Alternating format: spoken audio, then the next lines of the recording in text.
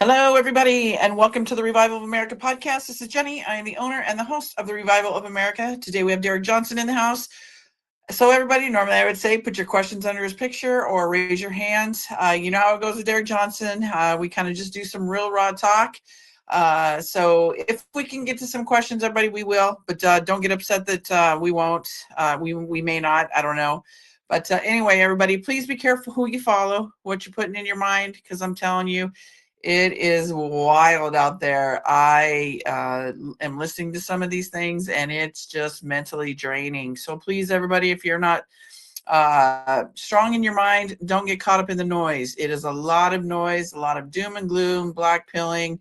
It's just fear mongering. It's not good. So please, everybody, tighten up that circle, stick and stay with the 3 to 5 people that haven't led you wrong through your course, your journey here, because more than likely they're going to get you through to the end of this. Also, too, if you come into late to the podcast, everybody, or you would like to share the podcast out with friends or family, you can follow the podcast on the podcast host and the social medias, which are iHeartRadio, Spotify, Anchor, Apple, Google, Breaker, Pocket Cast, Podbean, Riverside, Amazon Music.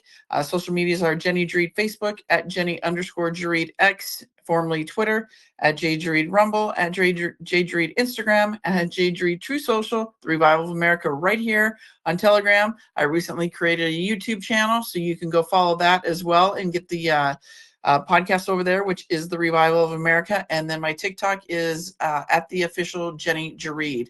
That one is not verified yet, nor is my True Social or YouTube. So I'm waiting for the verifications on that. As soon as I get those, I will let you know. Also, to everybody, go sign up for the newsletter on the website. This way you can get the latest updates on the podcast, as well as the newsletters of the guests for the weekly podcast and times. And that is the revivalofamerica.com. And then last but certainly not least, everybody, you can go give us, if you have a story or a journey to tell, please let us know or let me know at the Revival of America at yahoo.com. We'll get your voices, your stories on the show. Because remember, buddy, it's your story, your journey, your voices that are going to help reshape this new world that we are coming into. So with that, everybody, if you guys did not listen to Field McConnell, we will wait for Derek to come in here. But in the meantime, I'll kind of tell you a little bit of stuff. If you didn't listen to Phil McConnell or John Baxter today, I've already posted them here on the wall, and they are on YouTube. So you guys can check those out. Also, too, we will have Dallas from PPN here on Wednesday at 3 p.m. Central Standard Time. And then Captain Kyle will be 5:30 Central Standard Time on Wednesday. We will also be doing a special podcast, more of an intimate one between Field, a former Marine, as well as one of my listeners' father. He is, I think, 91 or 92, former Marine. Two different lost voices, meaning different eras of time in the military. They're going to talk about their stories. So I'm super stoked for that. That should be a really cool one. Once that is up, you guys will get to hear this conversation between Fields and this gentleman, this young man of 92 years old. So that will be Wednesday morning. We will do it, and then I will get it up later that day. So without any further ado, as SG would say, Derek Johnson just entered the house. How are you, Derek? Oh, just living the dream, living the dream. Amen, aren't we all? Also, to everybody, Derek typically gives us about 90 minutes of his time, 90 minutes, 2 hours. I've got an hour and a half today. I've got 90 minutes because I'm, as many of you know, in the process of moving, and it's kind of wild over here. So again, like I said, Derek he's just, you know how Derek rolls. We're going to do we probably won't get to Q&A, but Derek typically gives us a lot of great information. So Derek, I kind of want to start out. You did a great podcast yesterday, and I know the last time you and I spoke, the vindication was starting to look pretty good for you. How's that been so far? Well, I mean, I think that the people who follow me, that follow all the information that's there, it's all public, obviously, but you have to know where it is, and then you have to know how to place it and piece it together. But I think validation for me, though, is more validation and vindication for everybody else. Um, so that's why I always put an emphasis on the validation, because it is validity. But for a veteran that's just keeping an oath, that knows where all this stuff is, it's validation in one way, but it's not in another. It's just straight up doing what military is supposed to do, and also knowing what military is supposed to know. And then also as a civilian out there, your number one priority for the quotation, we the people, you are the government. These representatives represent us. Same thing on state levels. It's not just federal, but states have constitutions. We have governors. Then we have our representatives of the state. They represent us. They work for us. And you know, for all those years, they ran rampant on making laws and orders. Some good, some bad, but the bad ones are a result of still the people not knowing what their representatives were doing. And so validation and vindication only is for everybody else. And but it's for people who know where the validation is. So that's all President Trump's been doing. But he's not doing it for that reason. Like, he's operating, and the validation comes daily for those who are following. So it's not like he's operating going, oh, that Derek Johnson, he just keeps giving them hell out there, and I'm gonna validate him today. No, he's in a rolling operation, and the validation is a rolling uh, validation court, if you want to call it that. And it's up for you to be in the court and recognize, and I mean court meaning like a basketball court, like you're looking at the field observation, and it's up to you to recognize that validity. But the coach isn't stopping every 5 minutes, go, hey, how we doing? You like these plays we're running? It's not like that. So it's a strategic plan, and he's already validated that back on January the 20th when he said specifically that we've been in this operation 9 years, but really 20. So if you do 9 subtracted by 2025, that puts you back at 2016.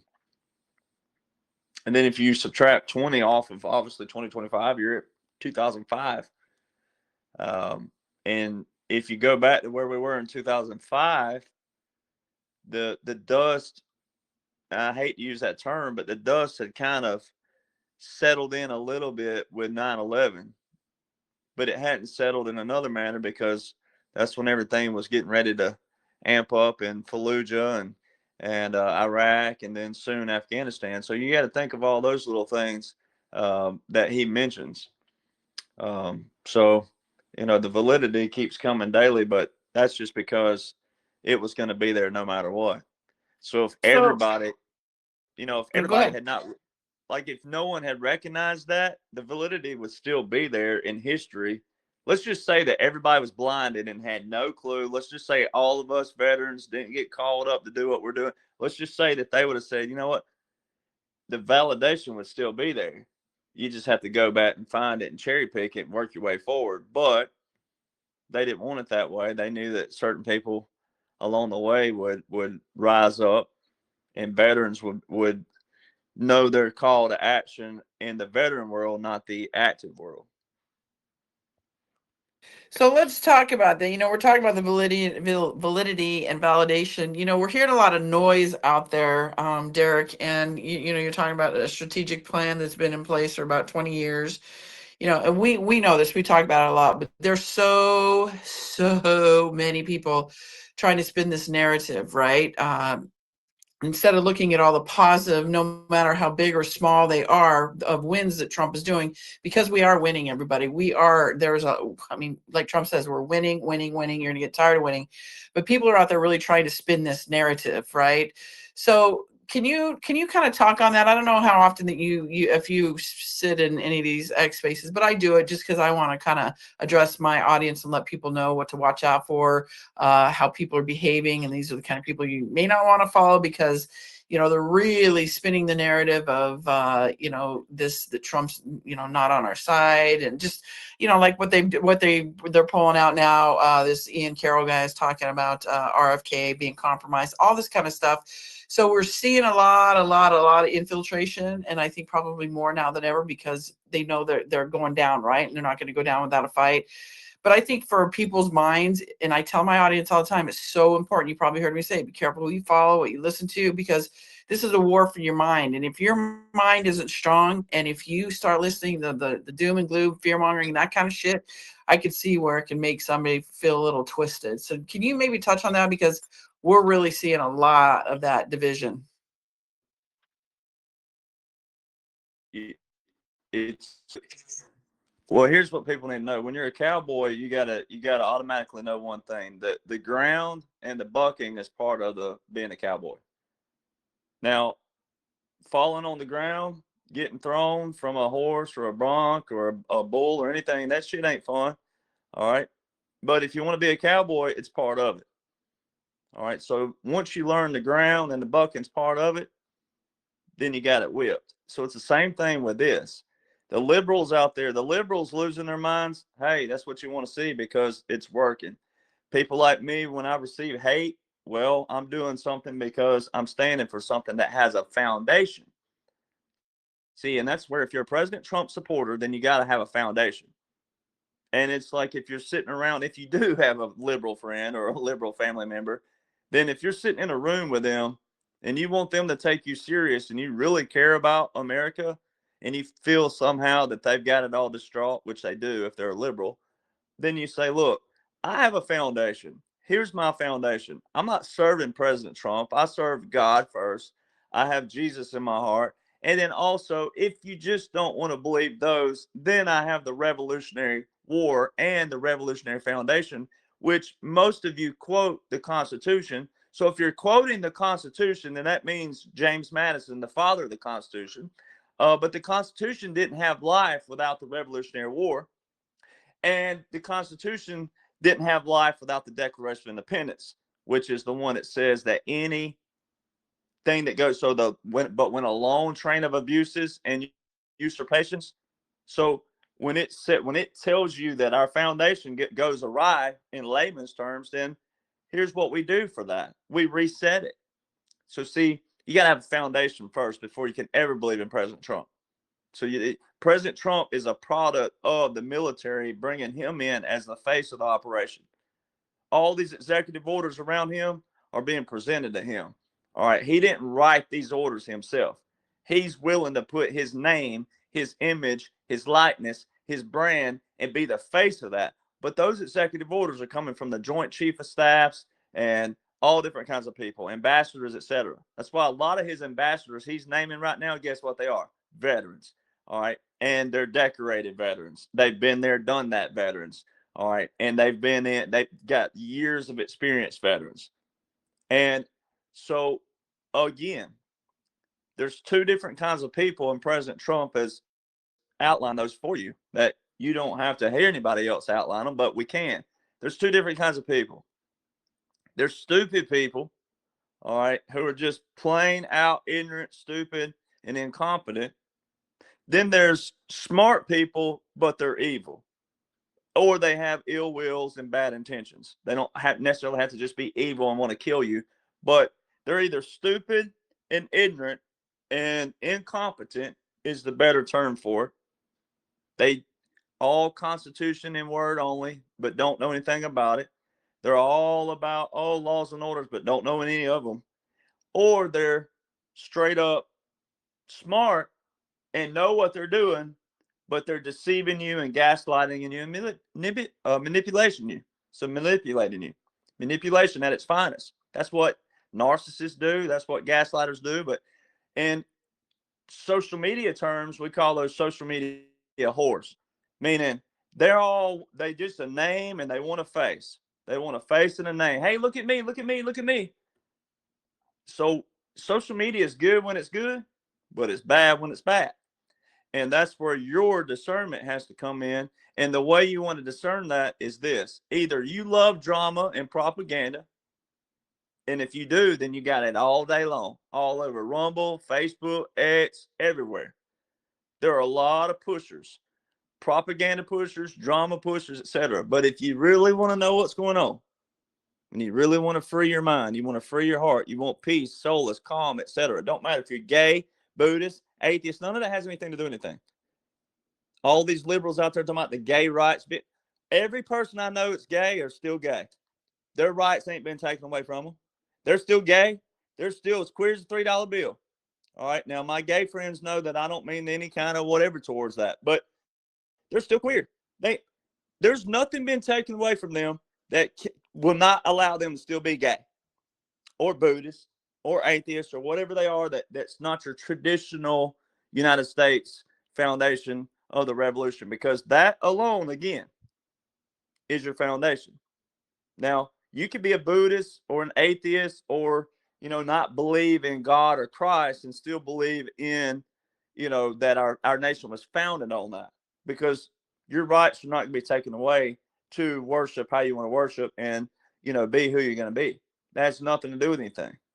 It's just like one of those liberals posted this week on X that your freedom's been taken away. No, it's not. Your freedom gets taken away when you put it in the federal government and you allow it to be up for interpretation. Well, 50% of America may be for what's on that paper, but then all of a sudden you get a certain Congress in there, and 100% of Congress, or 90% or whatever you want to call it, but the 51-49 vote says, well, we don't agree with that. Well, when it goes against that certain group's belief out there, then all of a sudden, what are they doing? They're crying, whining, complaining, griping, fussing, moaning. But see, none of our personal lives are supposed to be in that. And it's the same thing with this, whoever these people are out there. And there's rhinos doing it too, going against RFK. This is how dumb America's gotten. And you have to be straight, point blank, honest about it. That's why military, we don't care about your feelings. All right. At the end of the day, we don't care about your feelings if you're going to be someone who don't want to reason with basically common sense. All right. So 54% of America, this is just an average, the top search when Google, but 54% on average Americans are at a 6th grade education and below on reading and comprehension. Yikes. That's not good, ladies and gentlemen. In case you don't realize that 54% is over half this nation is at a 6th grade education and below. So this is how you slice and dice this one or a million. It don't matter how many people are saying RFK is compromised, et cetera, all this other stuff. Here's how you slice and dice that.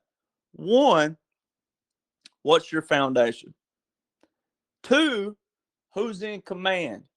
Well, I have more than enough proof being a veteran, but also just knowing that my reading and comprehension skills are not part of that 54 percentile. I'm in the other percentile. I also know what my IQ is, and not bragging, but just saying. You got to know. I'm around a 150, 160 every time I've tested. My dad's at a 170 IQ. All right. So you know that. So when you know those things, reading and comprehension in this kind of stuff, it's not necessarily that where we are right now. Well, what's going on? You don't have to have 85 years experience, meaning on the ground, or a resume full. Not with what's going on. You could be a complete novice. You could be someone brand new right now listening for the first time going, what the heck are they talking about? But leave this podcast tonight and go pull up everything that I have in a chronological blueprint, all the laws and orders currently invoked. You don't need to know every law and order. All you need to know is what the commanders are using right now. And there's more than enough proof to outline a special operation, unconventional warfare, taking place in a unique World War II kind of tactic, different tactics, different scenarios, and different variables that outline this. So who's in command? And then you go to just this simplicity of terminology. All right. Back when all the wartime orders were put into place, Title 50, Chapter 33, Section 1550 on December the 20th, 2019. Same day the Space Force was established by President Trump. And a few other things took place that day. About 5 or 6 things took place that day.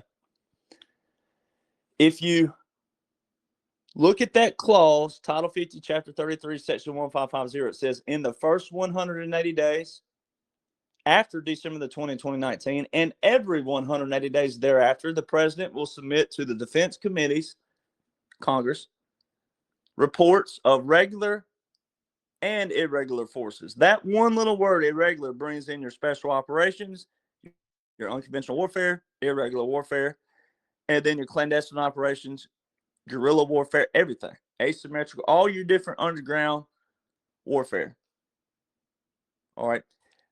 In that first 180 days is when President Trump, specifically in a unique executive order, federalized 1 million reserve components to active duty. And then in another executive order, he directed a direct order to the Secretary of Defense equal authority to federalize the selected reserves. Well, reserves are slightly different than National Guard. Reserves serve a federal mission only, not a dual like National Guard, who are federal and state, depending on Title 10 or Title 32. Title 10 is straight up presidential federal authority, the Uniform Code of Military Justice. Every veteran listening, we raised our right hand to Title 10, Section 502. That's why veterans who are say they are against Trump, you can't be. You're either a DD 214, all Title 10, and understand all the laws and orders, or you don't. And we got another term for those kind of people, but I won't say that right now. But then Title 32 is your governor. All right, but even then, beyond on the back side of things, the president still has authority. If he didn't, then you'd have had a ton of governors through the years who would have been taking power into their own hands like Barney Fife and acted like Barney Fife. It would have been ugly through the years. One governor tried this years ago, I think in the 70s, and guess what state it was? Alabama. All right. One governor tried this. It didn't go too well for him. All right. So there's that. The reason why that's important to tie in with RFK is you got to know the three branches of government: your legislative, executive, and judicial branch. And everything's playing out right now in front of everybody. But back when they started the chatter in 2020 of, oh, President Trump's going to terminate the Constitution, that chatter, that was done slightly on purpose in one way. But then all the low-level hanging fruit, your low-level liberals took it and ran with it, but they didn't do what? They didn't go study what it meant. Article 1, Section 9, Clause 2 of the United States Constitution is called the writ of habeas corpus. It's also known as the suspension clause. That during a rebellion or invasion of public safety, the Constitution can be suspended. And then guess what takes place? Military government. Because there's two different laws. And that's why the Military Justice Act of May 2016 is very important. That was the Supreme Court in 2016. Ginsburg and that crew, none of President Trump's nominations. That was Ginsburg and Obama's crew and Clinton's crew and Bush's crew. That Supreme Court clarified out of nowhere that military courts are separate than federal courts. Well, what do you use in the court of what? Law. So that means military law is separate from federal law. So you had that take place. Now fast forward again, back up to 2020. And the mainstream media is reporting that, oh, the termination of the Constitution. No. Suspension clause. When the Constitution suspended, that means military government. Guess what Eisenhower was? Not only was he the supreme Allied commander, all right, and former president, but also five-star general. He was the military governor. That's why President Trump mentions Eisenhower all the time, because a little thing called Presidential Emergency Action Documents, which are also part of a continuity government. All right, so go back to that suspension. March 23rd, 2020. Very key to listen to these dates. They're all in that first 180 days. All right. But March 23rd, 2020, you got mainstream articles out there saying that President Trump's going to install generally a law breaks down. Ladies and gentlemen, generally in their positions, they're not installed. That's not the terminology for it. They're already where they are. They're already a commanding general of the military. All right. So that right there was a calm in another manner if you were paying attention at that time and knew what was going on, and you also knew what? Laws and orders and the functions of military and the functions of government and how they paired. Now, take that date. That was March 23rd. March 13th, just 10 days before, President Trump declared a verbal national emergency, not on paper, a verbal. Then 10 days later, mainstream articles about the general. Then 4 days later, March 27th, when he federalized 1 million reserve components to active duty. April the 30th, 2020, was when he directed equal authority to the Secretary of Defense. I skipped some dates on purpose for a reason. Now go up to August 28th, 2020.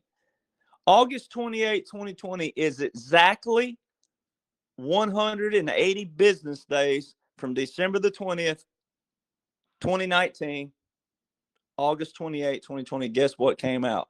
A congressional report to Congress. Well, that's what the clause says to do way back there in the section 1550 is the president's to report to Congress the use of military. Well, guess what this one's actually titled? If you Google it right now and you pull that up, it's titled the Military Justice Act. All the way into 2020, the Military Justice Act from back there in 2016 is now the header title of this congressional report.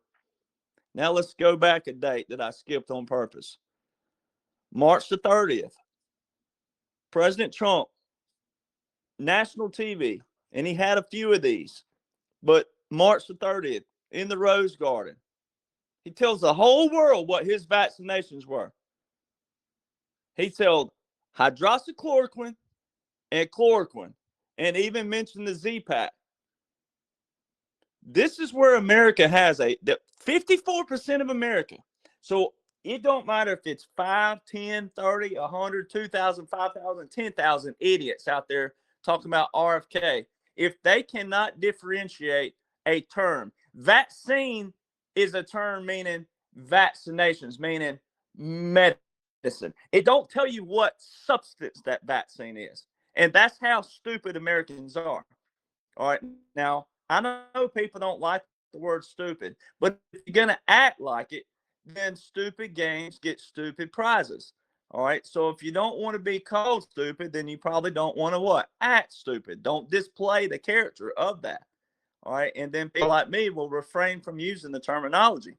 So until you learn terminology, you can't be calling me some asshole or names for, oh, you're so insensitive. You call people stupid. Oh, so you understand that terminology, but you won't understand the word vaccine? The word vaccine does not mean what substance it is. Because you got to go back. What was the foundation again? You got to know your foundation and who's in command. Well, if you claim to be a President Trump supporter, then that means everybody he's nominating and appointing and or the ones that have to go through a confirmation process, that means he's the commander. And that means you're what? If you support that commander, then you probably need to know what? The foundation and what the commander is working with. Well, I have full proof that we're still in the operation. We're not out of the operation. All right. Just because the dash is done from the standpoint of 2021 to 2025 would be the dash. I don't mean we're out of it because President Trump's already validated that with me in another manner, not about me, but just making a point here. He told you already just a couple weeks ago, I've signed over 400 executive actions, not orders, actions. Well, where are they?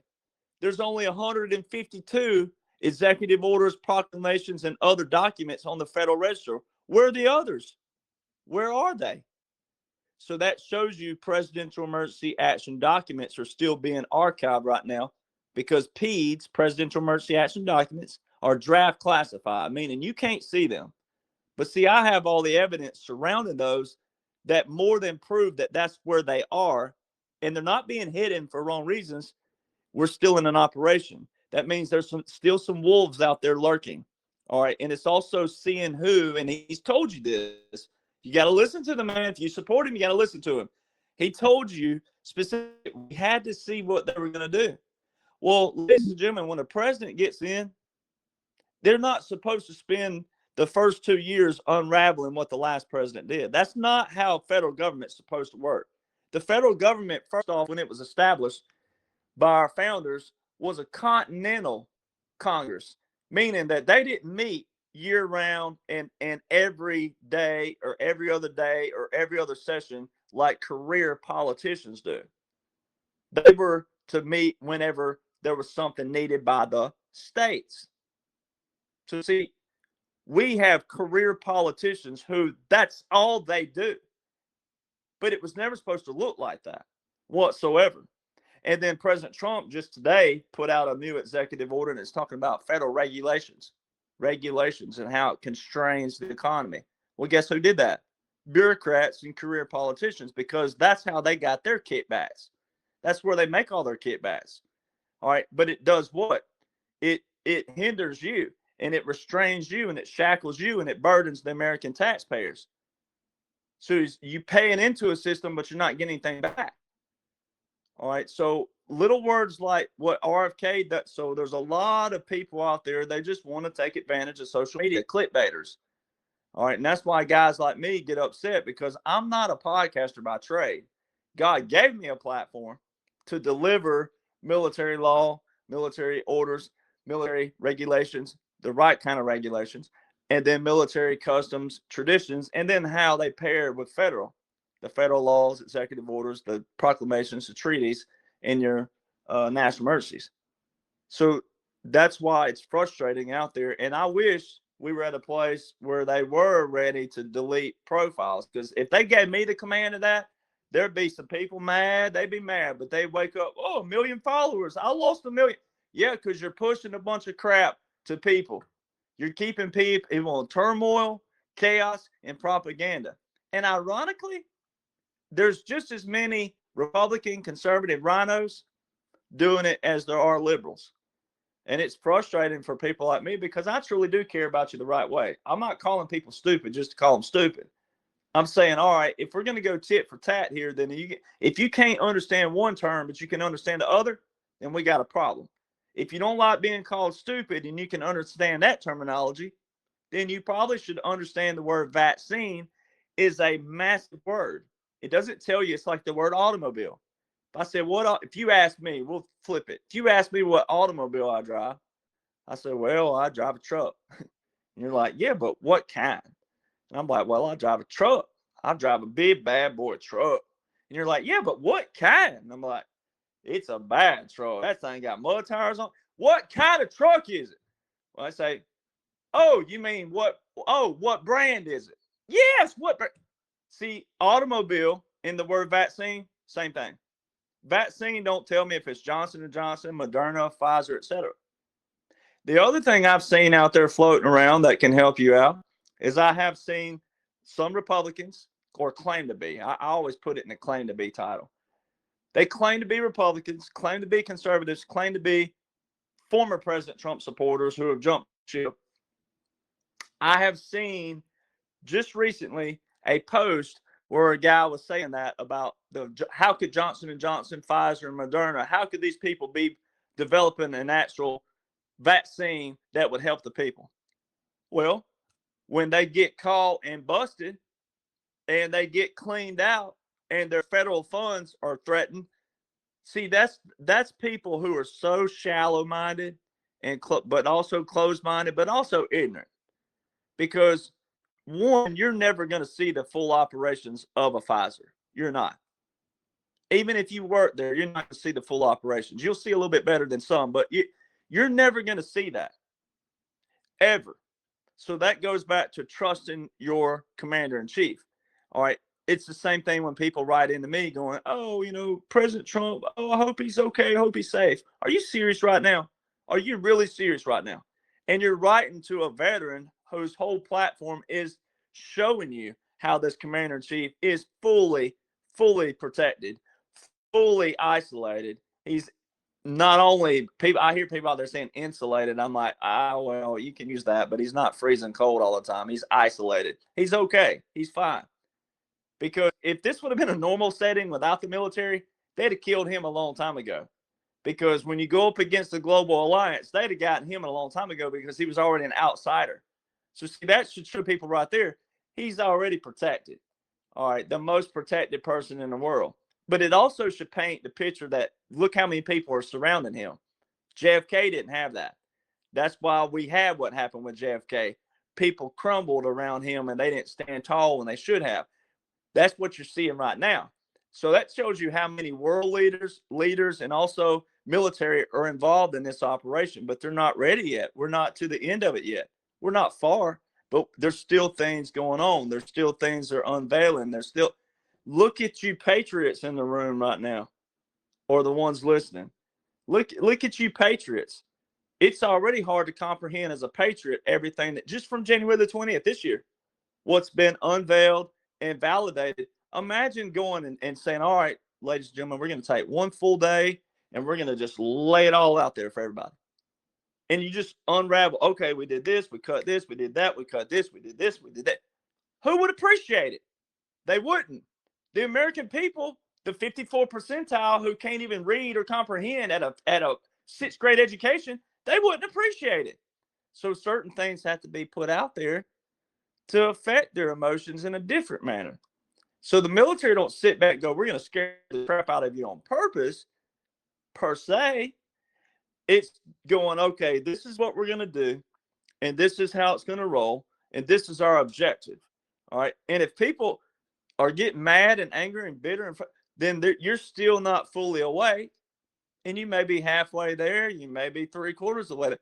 But if you're still like the assassination attempt, quote unquote, there's one word that changed from the 1966 unconventional warfare pyramid, resistance pyramid, which is special operations, which is basically psychological operations. All right. There's one word that changed in the 2016 unconventional warfare. It went from agitation to assassination. Now, what are the odds of that? So, see, if you didn't know anything about military, you didn't know anything about unconventional warfare and special operations, et cetera, then you wouldn't have known that. And that's okay. You're not supposed to if you didn't know that you didn't know. But once you know, you can know. So why did they change the pyramid from 1966, 50 years as a jubilee? Hello, Jewish people, Hebrew. So 50 years is a jubilee. Why did they change that pyramid up and they changed the word agitation to assassination? And then 4 months before this quote unquote assassination attempt, President Trump had already submitted a lawsuit with the United States Supreme Court that talks about assassinations of political rivals and leaders. Come on, people. Like, so little things like that, you know, are just part of the piece of the puzzle. So this RFK thing, I've been hearing it, and I'm like, these people, one, are either showing their colors, they're putting giant red X's on their foreheads. I'm not going to mention one today, but in a private group text that I was in, there's another person out there claiming to have been a President Trump supporter, done put a big giant red X on their forehead. When you go up against a fully decorated general and you're not anything military, but especially a general who is fully decorated, but also very pro-President Trump, and also a part of the America First, found that when you go up against that, you are not a President Trump supporter. There's no way. There's no way military possible. Also, that's not part of an operation. The military don't get to a place, if they ever got to a place where they started going to civilians who've never been in the military over veterans and military personnel, we're in trouble already. So you can kick out that whole concept and idea that oh, that's part of the operation. No, it's not. That's not how. No, that's not how the military don't go recruit people who have plea deals with or anything like that. Going, oh, well, you want to be a part? No, it's not how that works. They go with people who are good from the start, loyal from the start, doing what's right from the start.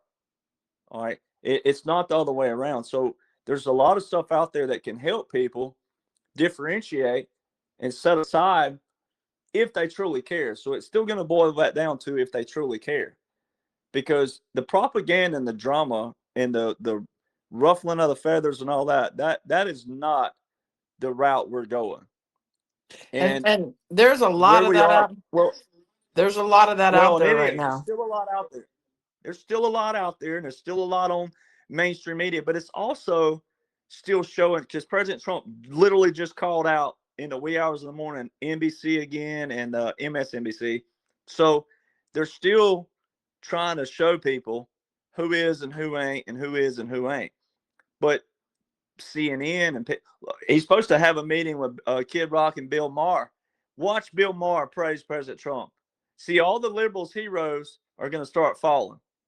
Watch what happens. They may not be ready for it, but President Trump had a long post about Kid Rock, a friend of mine, text me, wants me to get. So, see the precursor, ladies and gentlemen, he put this out, and he put up that Bill Maher's traditionally anti-Trump. But watch, if Bill Maher says something all the liberals' heroes are going to start falling. And that's how he's going to be exonerated. There's not a thing in the world that and I'm nowhere near the classification of a general, but if there's nowhere near a general even who could tell a liberals don't care about the military. That's how atrocious we've gotten in this nation. Here they are in a nation fought and paid for by the military, sacrifices, alive, but especially the ones who have passed. And they are unappreciative of that this is a special operation, the ones that have been told about it. So when you think of that and apply that versus you, the patriot, you, the conservative, but you, the warrior and fighter and patriot and President Trump supporter, think of that. So the only person who's going to exonerate President Trump, as he's told you, I will be exonerated, not acquitted. Exonerated means no blemish on my record. The only person who can do that, the only people, are the liberals. And it's going to be the bid name ones. So it's going to be some surprise in there like an Obama or someone of that status, that stature, who had the world by the you-know-what, but we'll say the heartstrings just to be kosher tonight, but had the world by the heart, right? It's going to be someone of that stature that comes over and goes, I've been working with President Trump, blah, blah, blah, blah. It don't matter if they're a pawn. It don't matter if they once were bad or whatever. It doesn't matter. Because what's going to flip the narrative, what's going to flip that hole and break that whole narrative of all this back and forth mudslinging and all the hate. I mean, politics has got to, shouldn't even be politics. I hate that word. But government's got to such an outright look at the liberals, how they're acting. I mean, what's beautiful about it is special operations flip the narrative on them and they don't even know it. Now they're supporting all the things that they said that they were against and all the things they accused Republicans and conservatives of for years: foreign wars, government waste, government fraud, insider stock information. Now they're taking up for the very people who have done all that. And the low-level liberals don't even realize it. That's why it's so funny. That's why you shouldn't take anything on social media serious when it comes to certain people with platforms or not. You shouldn't take them serious because you're like, if you know what you're supposed to know, then they look completely atrocious. I mean, they literally look like someone who has a brown paper bag over their head, all right, with a little breathe hole where they can at least breathe, but that it's rubber banded around their neck and they can't figure out, like they're running around like clowns and acting like it, so just like rubbing their butt juice on a Tesla. I mean, get out of here. And then That's Elon so disgusting. and then Elon shows, hey, my vehicle has cameras all over it. So like, it's kind of like that saying now, like, we have such technology with DNA. If you're going to commit a crime, you might as well just commit the crime. Like be proud of committing the crime, because there's so much stuff now but a Tesla with all these cameras on it, like, you might as well just be like, yeah, I hate you. I hate Republic. I hate President Trump. You might as well just be that and own it, versus the one they've caught, all the ones they've caught and confronted them. Oh, I didn't do that. Oh, I didn't mean to. Oh, I'm sorry. No, you're not. They just say, hey, I did it, but they can't. So it's little things that the foundation, right? And what do you stand on? And Republicans and conservatives, but especially President Trump supporters, are not the ones to be looking like the polar opposite of the liberals. You should be standing on it, no matter how crazy. Don't matter if people think you're crazy. Be a good kind of crazy, because everything that's in place liberates the world. It don't hurt anybody. It hadn't taken any rights away from anybody. It's actually giving more rights. When you take stuff out of federal government, you give more rights back. Again, gay people who are gay, they're still gay. They didn't stop being gay because President Trump, Doge cleaned out something with the federal government. They're still gay. So what the liberals are whining over is the fact that look at all this money. I don't know what all people are reading and seeing, but an article was put out the other day that I don't know, it's $300 million in grants. We're going like millions were going to Stanford University, and it was like studies for students to study why an 18-year-old boy's cod sack shrivels up whenever he does this. I mean, let's just be honest. You have to be graphic. Are you serious? Yeah, Wow. you have to be graphic here because this stuff was funding stuff that you're like, what in the like if you could get my grandfathers out of the ground, they've been gone 20 and 30 years. If you could like pull them up and go, hey, have just one conversation, be like, hey, what do you think about $3 million going over here to the young people studying why 18-year-old boys is ham candles are doing this, and they're like, what? Ham candles. They wouldn't even like. They'd be like, they would be so lost. I mean, look at where we are, and look at where, and that's where all this money, and that's just one little spot, and we're talking hundreds of millions of dollars that are going to stuff that don't matter, and so in another way, again, that's why you should have your feather in your cap going, yeah, baby, y'all keep crying. Like the old George Jones song, why, baby, you make me cry, baby, cry.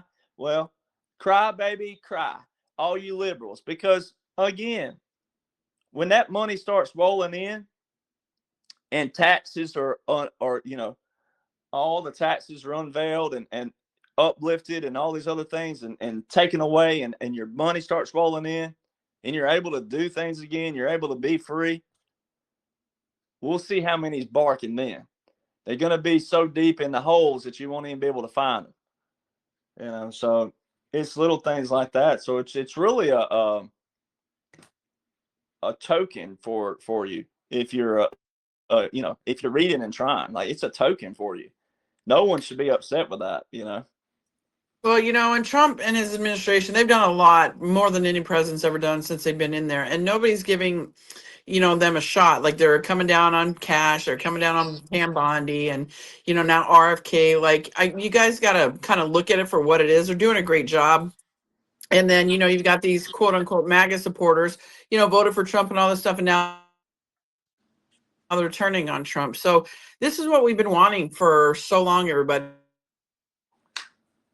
Well, so the divide is real. It's out there. I just think like I say, you need to be really careful who you follow. Well, it's one thing to be involved, and it's a good thing in one way to see people involved and asking the right questions per se, but it's still in an operation, like, and I can again prove Go that ahead, Derek. I can prove that via laws and orders. So I know people think that that's just sounds like a prolonged kind of comment to keep people dragging along. It's not, ladies and gentlemen. And the way you know that is to go read the laws and orders and comprehend the laws and orders. All right, that's how you know that. And then you got to listen to President Trump. He's giving markers. The marker is the bid marker. April the 2nd is a new marker. It doesn't have anything to do with the ultimate. It does and it don't. But the bid markers are Memorial Day 2025, which is not far away. It's in May, end of May. And then he says July 4, 2026. So if you complain about that, oh gosh, July 4, 2026, that's a whole other year away. Well, that just shows you're not a fighter, not a warrior. All right. Because if you had not have known that, if he hadn't given you a marker, then you got to go back to, would you still fight? If your children are being harmed, would you fight? Or are you going to go, oh gosh, I can't fight it? No, you're going to fight. All right. But when you get told a marker date and it's somewhere out past a date that you didn't think, don't focus on it. But focus on it from the standpoint of, hey, that's the markers, man.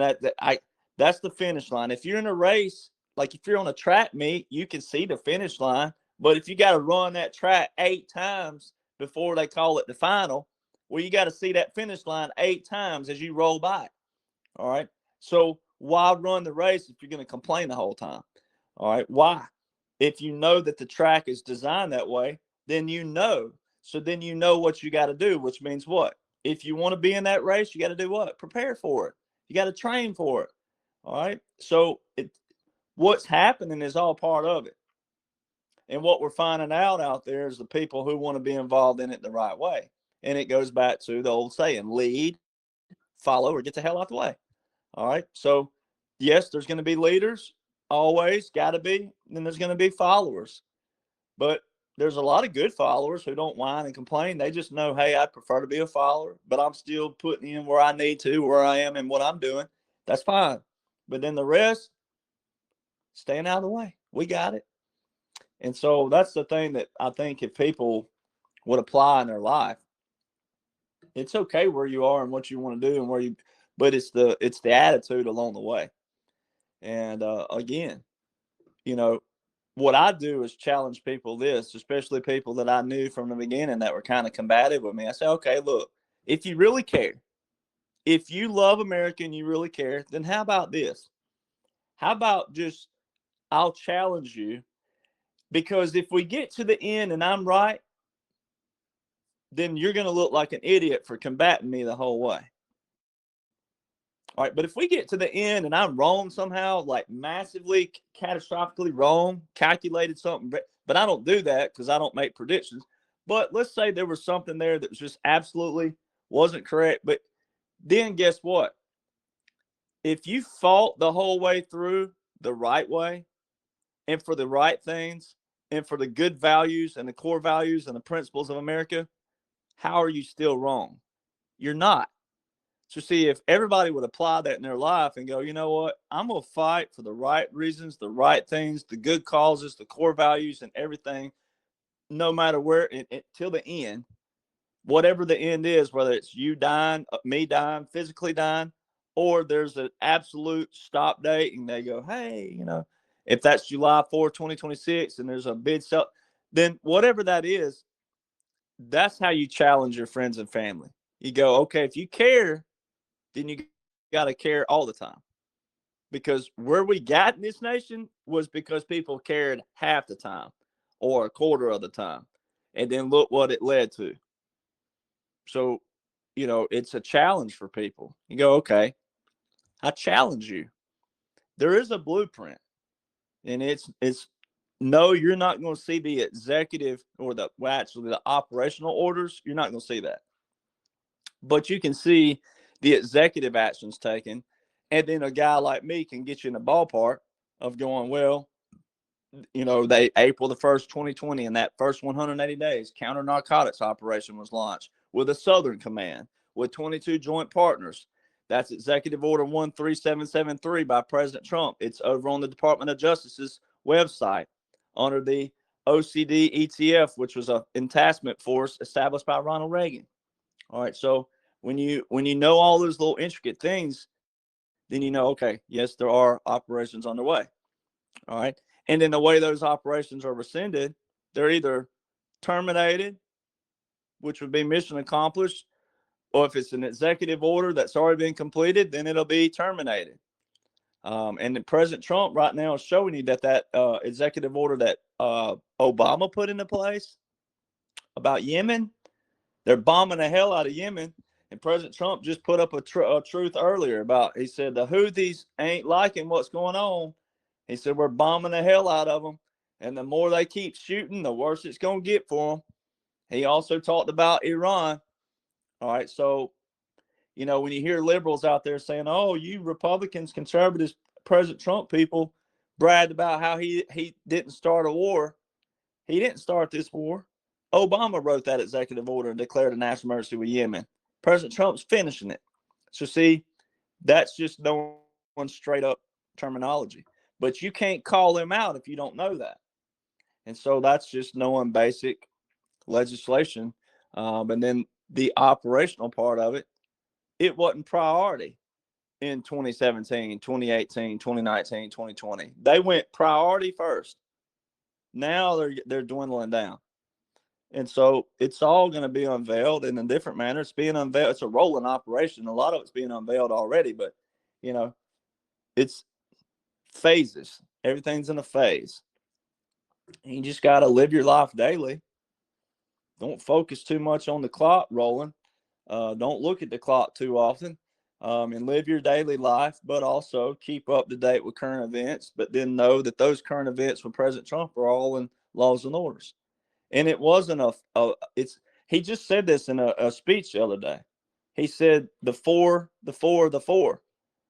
We went, so he's validating me again, and it ain't about me, but I'm the one that talked about how, look, ladies and gentlemen, if he went in and just went 8 straight years, 4-4, lawfully, it would have looked worse to do 4-4 and then expand powers at the end of that. It would have looked, you talking about looking like a dictator, that's what it would have looked like. If he went 4 years, and then they expanded his power at that 8th year, it would have looked that way. And there'd have been a lot more low-level hanging fruit liberals acting like hooligans out there, even though they probably wouldn't fight, but they'll act like it. All right, so there would be that.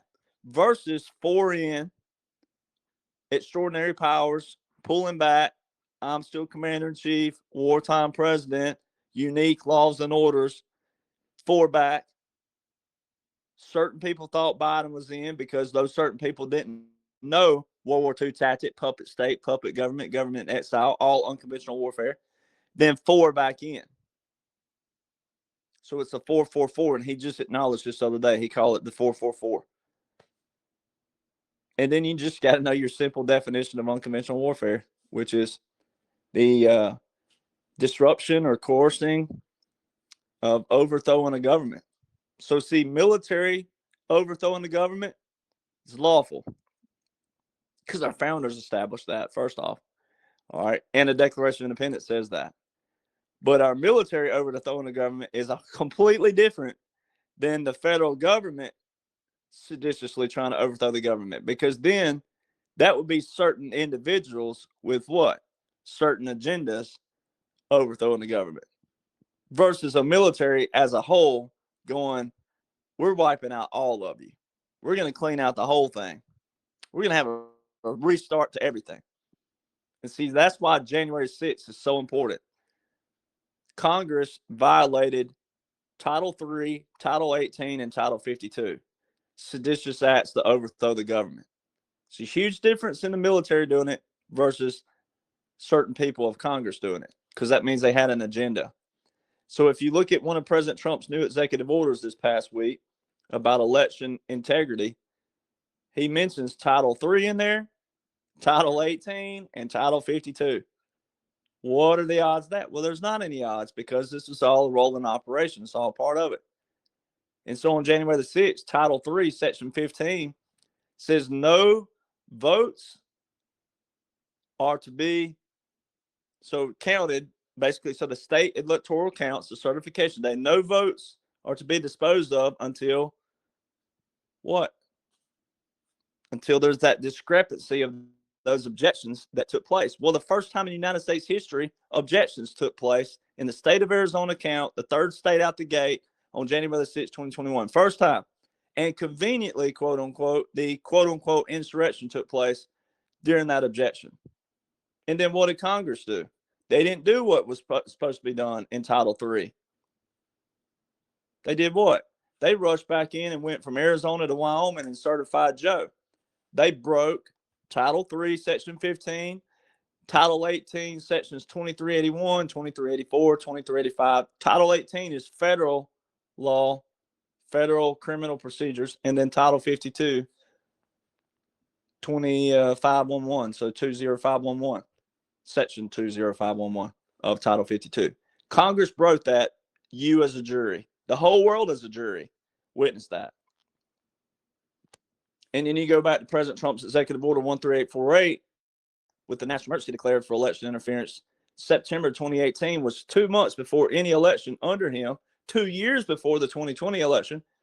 And the clause in it says, although no foreign power has altered the outcome or vote tabulation. Guess what vote tabulation is? January the 6th. So it says, although no foreign power has altered the vote tabulation. Oh, yeah, they did. January the 6th, 2021. And it was in a law way back here. He put that in executive order way back 2 years and 4 months before January the 6th. So when he told you in 2020, we have it all, we've caught them all, that's what he's talking about. We have everything.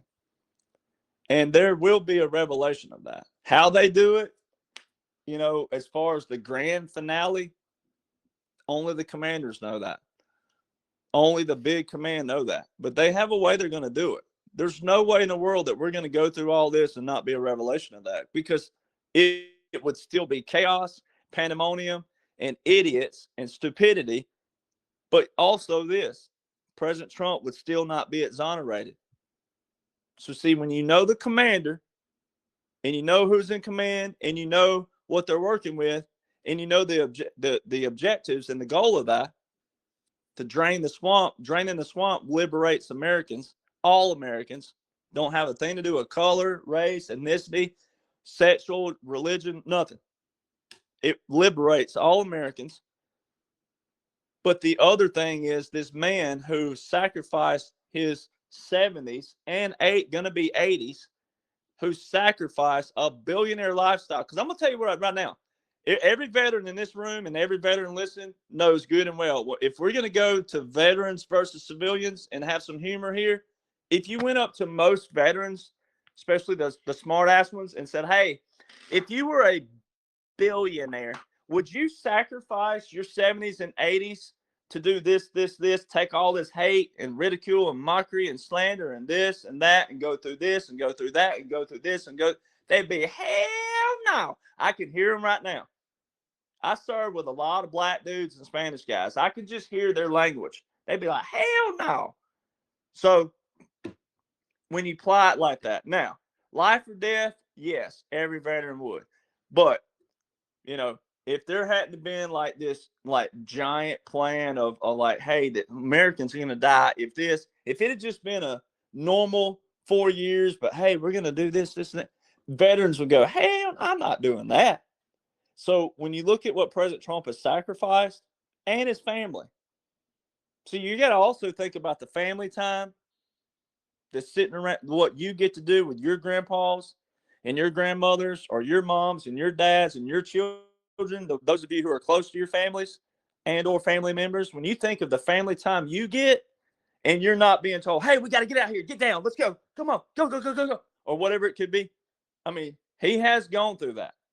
Now, I know what July 13th was last year. That was all part of the operation. But the real scenario with President Trump and the stuff he's had to go through, even moving him around and keeping him about and keeping him isolated, he's had to sacrifice a lot of family time. That's why I get pissed. That's why I get mad. Because so many people are not taking the real stuff into consideration. And what he has sacrificed, man, I mean, I hate you don't want to compare it to Jesus Christ, but I mean, my God, he's right up under Jesus Christ with the sacrifice that he's made and what it's going to do for the world, because the laws and orders and vote more than clearly, again, outline military operation, special operations that liberate the world, not just Americans, liberate the world and unshackles the world from this global alliance that's created their own checks and balance, created their own kickbacks, created their own residuals. And it's tricked half of Americans, at least, into thinking that they are for them and they're not. So when you think of that and what this one man put his face and his brand on, he still gets that recognition. And, you know, when you hear veterans out there saying, we don't serve one man, yes, you do. Your dang oath says that. It says, I will obey the orders of the president and officers appointed over me. Yes, you do, dumbass. So, see, that's for the veterans out there. That ain't for the civilians. So you'll hear a veteran, oh, we don't serve one man. Yes, you do. Look at your oath. Title 10, Section 502. I will obey the orders of the president and the officers appointed over me. So help me God. Yes, you do. So there's that. And So Derek, real quickly, and everybody, like Derek says, I mean, this guy Trump has sacrificed so much, and with all this infighting, this hate, this division against him, it's absolutely just horrifying and sad because people are missing the bigger picture. But on that, can you talk? Because we briefly talked about the celebration, the 250-year celebration. We see Kid Rock where he's signing some kind of executive order to not gouge these ticket prices for concerts, but Kid Rock had, like, I don't know, some kind of celebration outfit going on. But can you talk about the Liberation Day for April 2nd? Touch on that. And then, oh shit, what was the other one I was going to have you touch on? Touch on that. And then I'll think of the other one. I just had it at the tip of my tongue. But yeah, can you kind of talk to people a little bit about what you think, in your opinion, is going to happen? A lot of people are anticipating this April 2nd. Well, you got to go back to President Trump when he rolled down the escalator and all the different things they showed you, what we call comms, and what liberals, but even rhinos call conspiracy theory. Military law, first off, and orders are not conspiracy theories straight out the gate. Even federal laws and federal orders are not conspiracy theories. Now, they could be not good for the people. And it goes back to, again, who was in charge and how we let them legislate it and everything like that. But again, laws and orders are not conspiracy theories. So when you go back to our history, a lot of this is resetting our history, everything. It don't mean we're going to go back to wearing wigs and, and talking old English. All right. So, but what's cool is so many things tie back into our foundation. Now, you have dummies out there trying to talk about tariffs and things like that, and they have no clue what a tariff actually is. All right. So, when you talk about the Reciprocal Trade Act, President Trump calls it the Reciprocal Trade Act. All right. If China says, all right, we need John Deere tractors from you, we don't have John Deere here. All right. And we're like, well, we need more rice here because y'all have a gazillion fields of rice. Then they go, well, we'll pay you. Let's just work with easy numbers just because we'll give you $1 million for 20 John Deere tractors. All right. And then you can have rice from us for 100 million. Be like, I don't think so. That ain't reciprocal. All right. With tip for no, we ain't doing that. So you want $1 million for 20? We'll take 20 million pounds of rice for 2 million, and then you equivalent that the pounds towards the tractor, whatever that offset would be, right? Well, that's what President Trump's talking about, reciprocal. All right, and then it also goes to the GDP of the country. You hear all these idiots talking about Denmark being equivalent to the U.S. Oh, it's better than the U.S. because they're tinier than us, you dumb idiots. All right, so when you hear people saying stuff like that, all right, and then most of them ain't moving to Denmark. All right, Denmark's better, then get your ass over there. That's how you solve that. All right, if you think Denmark's better than the U.S., then take your happy ass over there. All right, and I'll pay for your ticket to go. That's how patriotic I am. All right, and you're not wearing red, white, and blue because they ain't gonna like that either. All right, you're gonna wear Denmark colors. So you got to know a little bit about tariffs. In business, that's why business schools, even the most liberal college, the business portion of the college normally are conservative because, again, business is business. Then you got to get down to the dollar system. So many people don't think how our money's printed. It's kind of like your motor skills. When you're born, you automatically know to swallow because it's just a motor skill, right? That's a survival thing. It's a survival tactic. But look at people out there, stroke victims who lose their motor skills, maybe swallowing or something like that, and they have to go through techniques to learn how to swallow water again or substance. All right. That's a motor skill. Well, people don't think about the financial system because you got to operate with it daily. You operate with it. You got to get gas, go to work. All right. If you don't have a vehicle, you live in New York City, but you still have to do what? You have to pay subway fees, et cetera, et cetera, et cetera. All right. Money, monetary.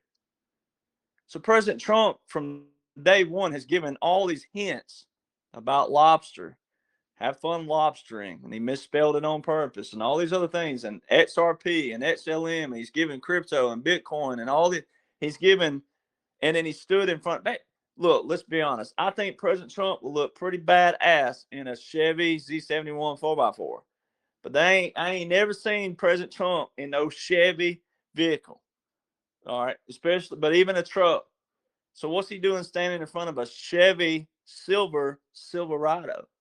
All right, there's a little visual there, and also a com of the silver.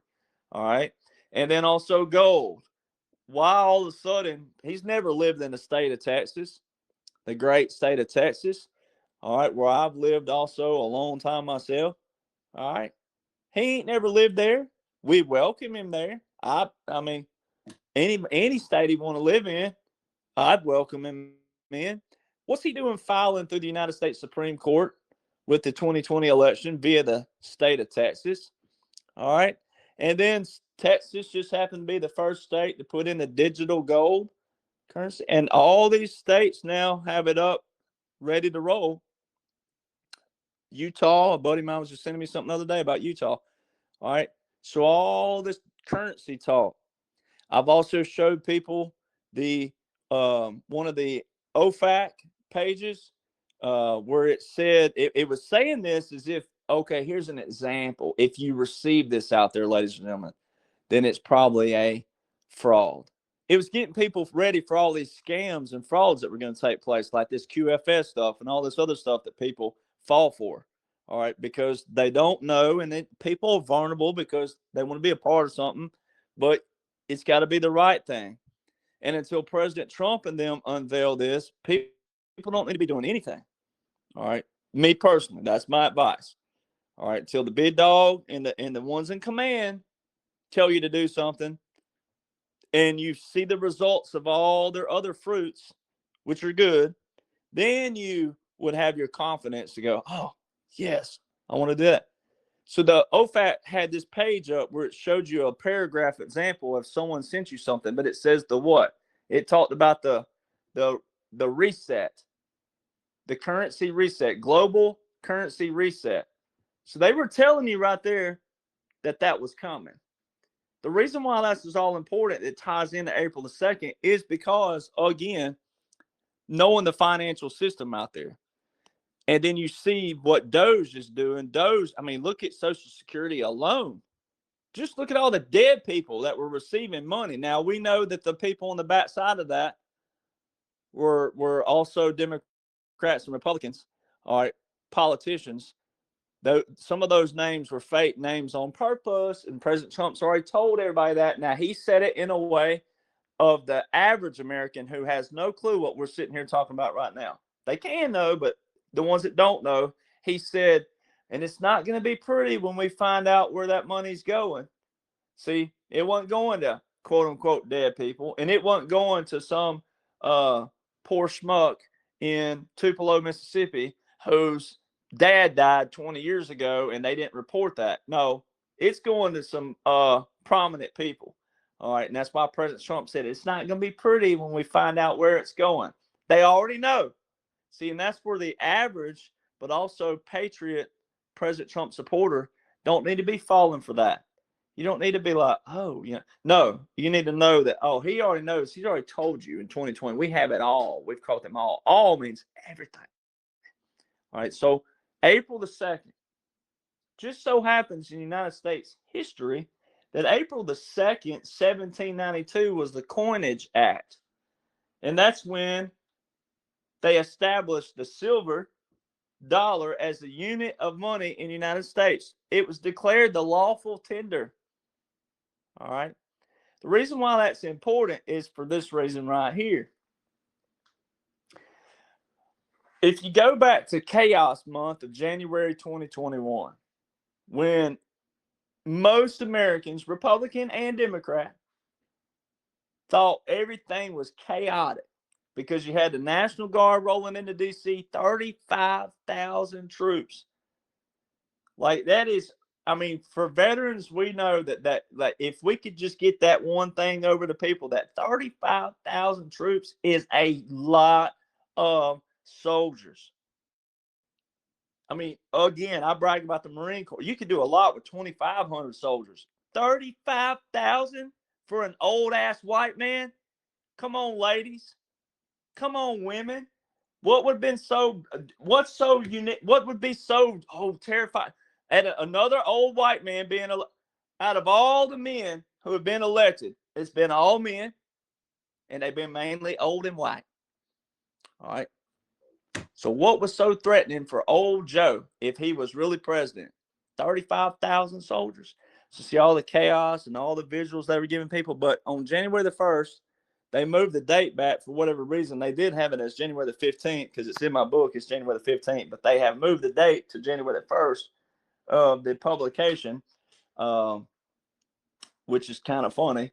But they put the date January the 1st, 2021. Under the Federal Continuity Directive 1 and 2, there's another publication that was put out that day. And it's specifically titled The Reconstitution of the Executive Branch. Well, do your math. January the 1st from December the 7th, 2020, not that many days, right? So you do, let's see, 31, that's 24, so that's 3 weeks, that's 25 days.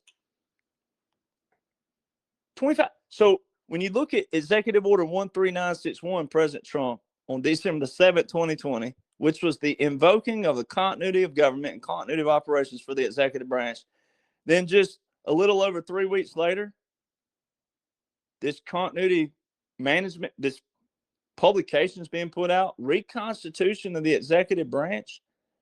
And section 2.3 of that, it says, when Congress cannot establish the new seat of government in Washington, D.C., Congress in their enumerated powers will get with the states to reestablish a new seat of government.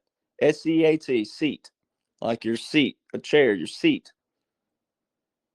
Now let's look at the Coinage Act of 1792 and let's read what it says.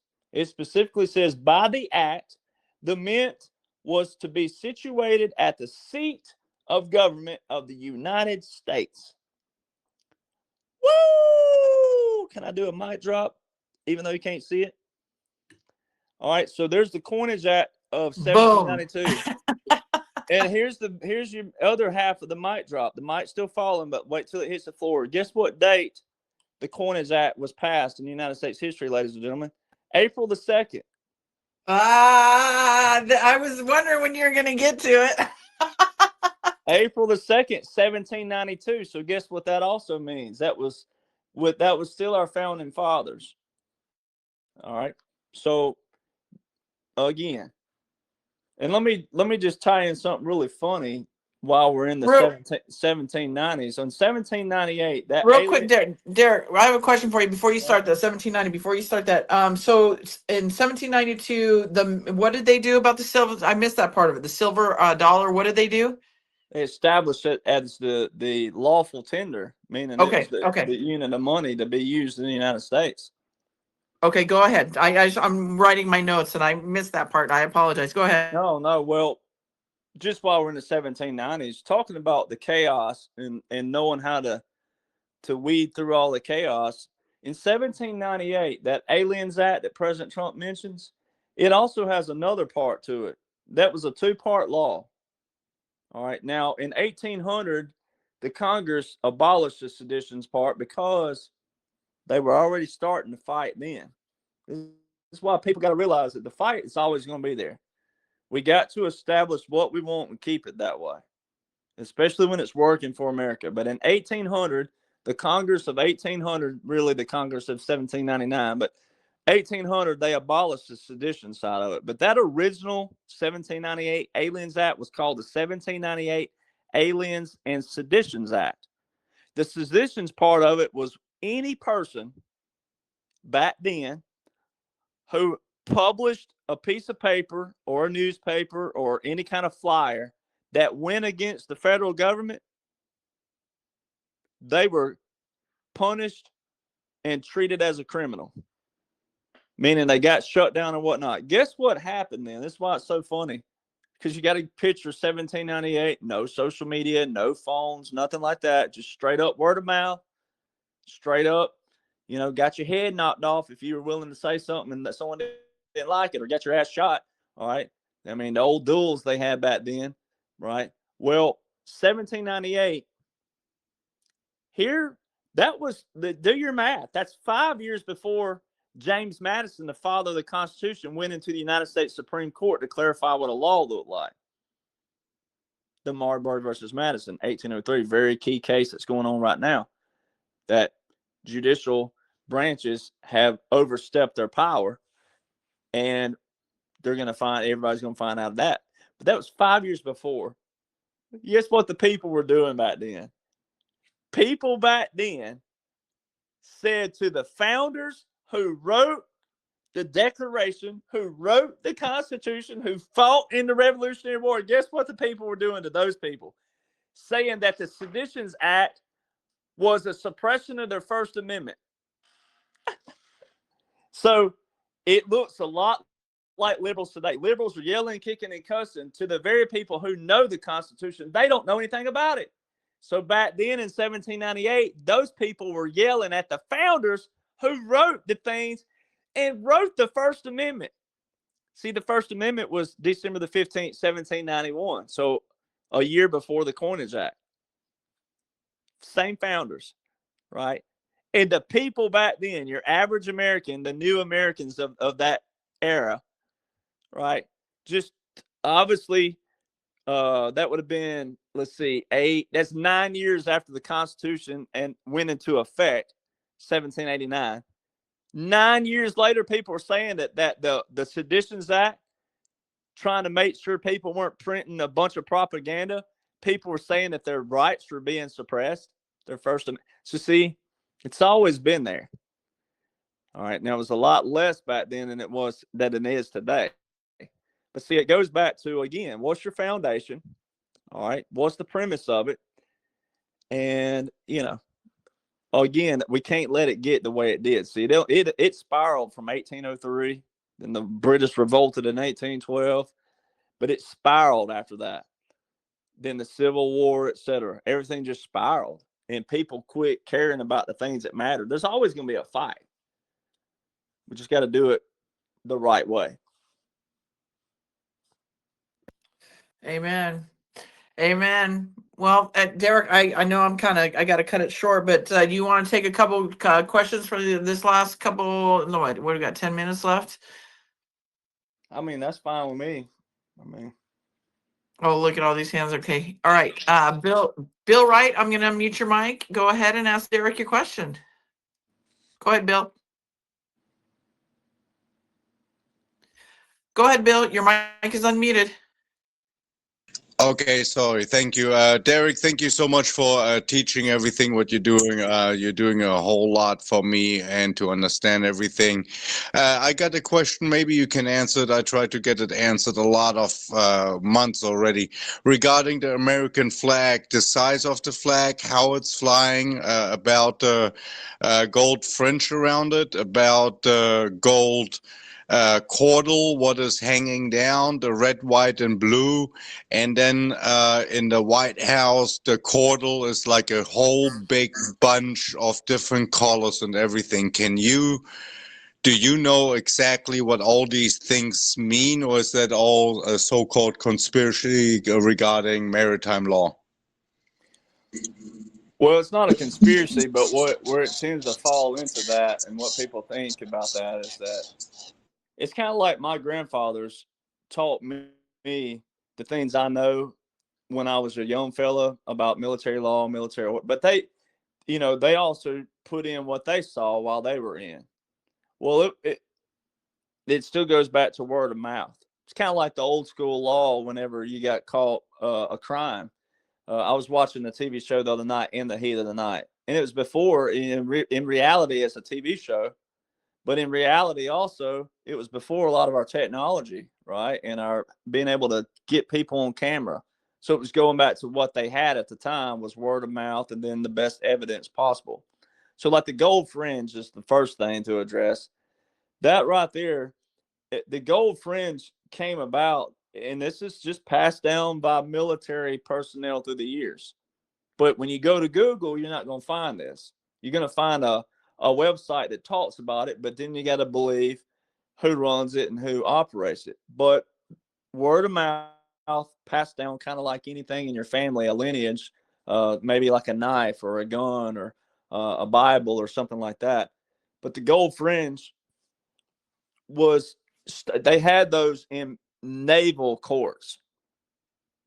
And so, and whether it was put there as just something extra or pretty or whatnot way back when, that's going to be up to the historians that may know that a little bit better. If they have something that's, they've been holding back, or maybe it's not as viral or public. Maybe there's a book about this somewhere, but those gold fringes were in naval courts. So the law of the water is maritime law. All right, so there's that. The red, white, and blue tassels that hang down on the flag represent the military. That's the military portion. You'll hear people talking about the different things on top of the flag. You're not gonna be able to find that either. There's not even any of that I've seen that's actually in military documentation either on official .mil sites. But little things like that. Now you can go to Title 4 of codification. Title 4 talks about the flag. So if you look up on Google, go to 4 United States Code, and it'll pull up, put 4 United States Code, house.gov, enter, and it'll pull up Title 4. And you can read all about the flag there, things that have been in our codification put there by our founders. We'll call our founders, but all the people throughout the years of Title 4. So when President Trump talks about burning the flag, when people say, oh, the president can't do this, that yeah, he can. It's actually in codification years ago that the president can decide what happens with the flag. So there's little things that now you'll have some group of people and say, I don't like that. Well, if you're in the minority, tough cookie. So we have laws and orders for a reason. So Title 4 talks about that. Now, the size of the flag, again, with military history, from my understanding, I don't think the size of the flag probably has anything to do with anything. So Battle of 1812, the War of 1812, as they call it, when the British revolted, for example, in 1814, he was a major then. Major George Armstead was the commander of the Battle of Baltimore. And he said that he wanted a flag so big the British didn't have problems seeing it coming, meaning what was coming for them, which is the same flag that Francis Scott Key wrote the Star Spangled Banner about. And according to legend, I mean, it was a pretty big flag. Something like the size of a football field almost in a grand scheme of things. So I don't think the size maybe has anything to do with anything. As far as like, would that be unconstitutional? Well, Oh, we lost you. Where'd you go, Derek? Did you move just a little bit? We lost you. Hello, Derek. Can you guys hear him? Yeah. There you are. It's Can just you hear him, Albert?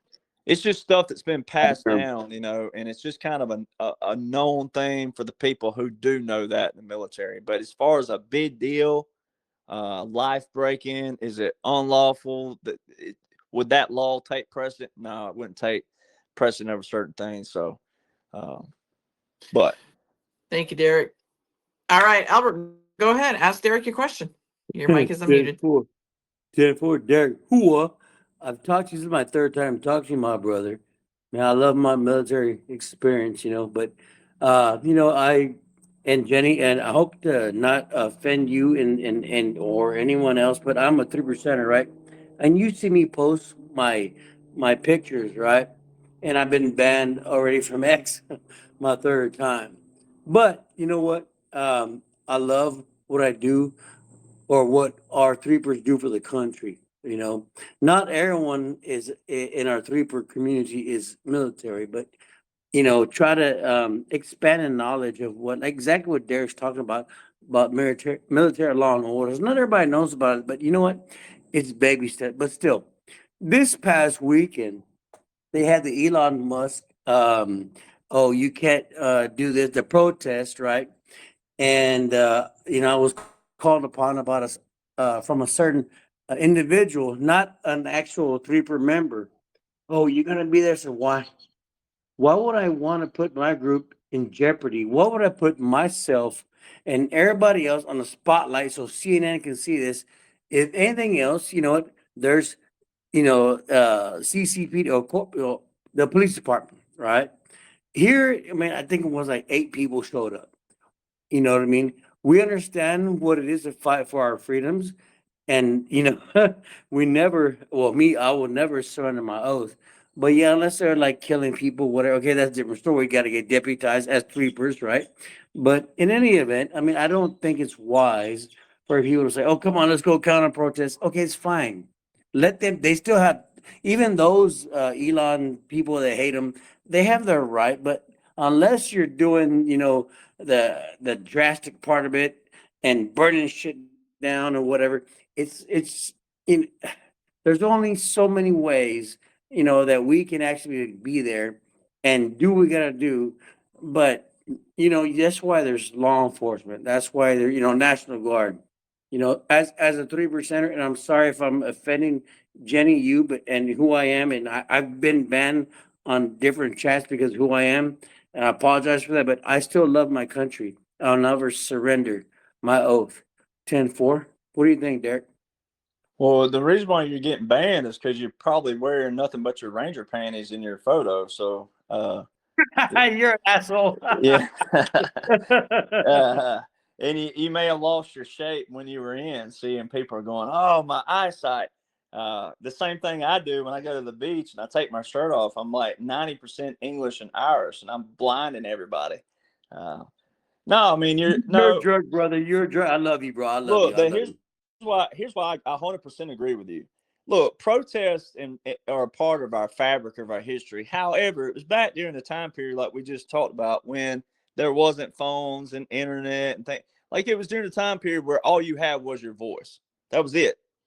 And then all you had was your 2 feet to stand on your 2 feet. And if you were willing to get your teeth knocked down your throat or shot for whatever you were doing or saying, then you were standing for something. Now our First Amendment is so diluted and watered down in another manner that if you don't know what you and I know, especially from the military side, then to me, I mean, I'm just going to drive right by you and laugh because there's nothing they can do to stop what's taking place. And once they realize, the ones that do have a brain or an IQ or they're willing to listen, once they do realize what's going on, you ain't going to see them out there doing that anymore.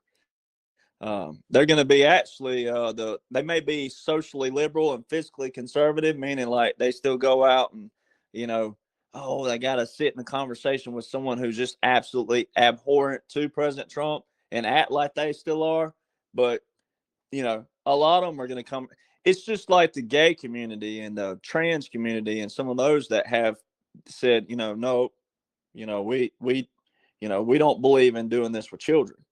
Right? Like you get to a certain age, there are still gay people and trans who voted for President Trump. So once one out of each category that liberals think are the categories of their party, once one out of each category votes for President Trump, then it negates that theory that, this is our rights. And no. So see, those protests and stuff, now, you and I also know, veterans know this in special operations, unconventional warfare, riots are actually a part of a resurgency and a resistance. So there's some of this that's planned. So that's why I tell people too, like, you don't need to go down there combatively because some of them may be put there on purpose in special regions. And see, that's where special operations comes into place. It depends on what city they're in and what they're operating on.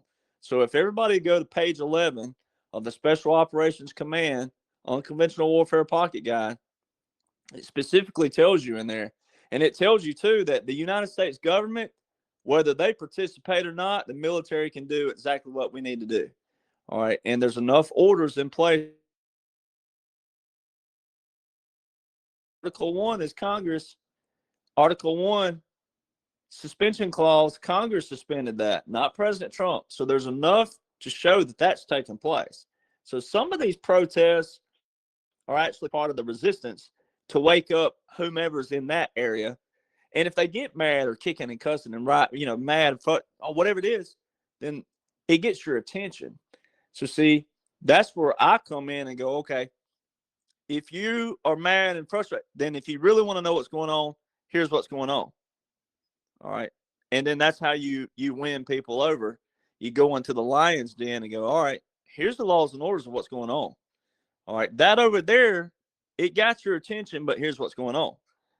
But some people still choose to go and still be a part of the kicking and cussing and fussing and rioting and yelling and screaming and all that. And they don't realize that that was actually part of the operation as well, because they don't go home with those people. And even if they got quote unquote arrested, you and I know they can take them right down the road and turn them out if they were part of that operation. They go right around, they go 5 miles down the road, hang a left or a right, and go, all right, get gone. All right. So a lot of people don't realize that that's part of operation. It's on the pyramid. It's in the resistance pyramid of page 11, special operations. I remember that pyramid. You shared it with us. All right. Thank you, Derek. Thank you, Albert. All right. Captain Sissy Britches. I like that. Go ahead. Your mic is unmuted. Go ahead, Captain Sissy Britches. Hello, Derek. Hello. Can you hear me? I just found a new name for Albert and his Ranger panties. My daddy gave me that name. I'm 72 years old. I was a baby boomer right after World War II when he came back. That's what he called me. Most of my life, I've been some form of that name.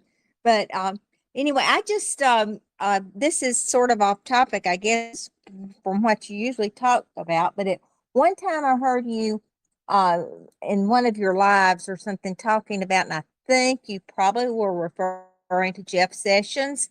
And I just loved Jeff Sessions, and I just wonder if there's anything you can share about, is he at all active in anything that's going on, or is he completely out of the picture? Because I just felt like he was such a loyalist to President Trump, and I just hate to think that he was just thrown to the wayside. Well, and I know Jeff, and now I don't know him very, very, very well, because obviously it's age difference and whatnot, but we actually grew up in the same county, and I know a lot of people that were part of his delegation, and Jeff's one of those guys that I mean, if you want to talk about someone who can remember laws and orders, this guy knew it from the top to bottom. I mean, he could quote, just snap your finger, a section from Alabama or a section from Georgia. He didn't just know Alabama law, but brilliant guy. But he was the first person to nominate President Trump. And matter of fact, a lot of people don't even realize Mobile, Alabama, which is where we were born. But Mobile is the very first place that President Trump had a rally, and that's where Jeff nominated him as his candidate choice. And of course Q mentions Jeff. So I know where Jeff is right now, and I know that he's kind of in that whatever you want to call it. But President Trump knows more than I know, obviously, and I have heard some chatter about Jeff in the whatever you want to call it, private conversations, but nothing real bad, but just kind of probably could have stood his ground a little bit more than what he should, kind of deal, when he recused himself, Right. And now something could be indirectly a part of the operation, meaning like, okay, when someone does something that you didn't expect, then kind of where to go from there. And then also people like the governor in Georgia. And I was just talking about this last week with Pablo Escobar Jr. On a podcast, who is the son of the legendary, the big cocaine dealer, Pablo Escobar. All right. They've turned now his son that I'm friends with, and then also his uncle. They have turned completely and support President Trump. They're exposing cartels as well. They know their operations, how they operate, especially child trafficking. They know how that those people operate. And the reason why I say that and bring that up is very important because of we were having the same conversation. And so when someone indirectly does something or whatnot, so like the governor of Georgia, a lot of people thought that was a conspiracy theory that his daughter's boyfriend was hit by a roadside bomb. It was most certainly a bomb. All right. And that all got diluted, et cetera, because that's part of that mainstream media. And President Trump and them have given the reins in another way to see who's going to report what, because it's all part of wartime. There's a code for that, 47 U.S. Code 606. It's actually titled War Powers of the President, where he has control of radio, TV, and internet. So some of it is part of it, and then some of it is real seeing what people are going to do. And then sometimes, like Jeff, and or you had Mad Dog Mattis, who all the Marine Corps praised. All the Marine Corps loved this guy, and he seemed to be this hardcore Marine Corps, and he still can be and still was. But when he turned on President Trump, what it did was it loosened up people around him to go, dang, that guy, this guy was pro this and bid law and bid this. And so, you know, as far as knowing who's going to be that and who was a part of it and who was indirect, you know, from what I've heard, the chatter of what I've heard is that it was more indirect, seeing what he was going to do, and could have done more and didn't. And doesn't mean that they're necessarily that their whole life is bad. Kind of like that you can have a bad day, but it don't mean you have a bad life. But kind of like, okay, you're a weakling. We don't need you anymore. You're not as strong as you made people think you are. It's kind of what the vibe I got. Right. Yeah. Without telling the conversations that because some of the conversations that I'm in are also testing my loyalty. So I don't want to tell the whole conversation, but basically. Right. Well, I appreciate Thank- that.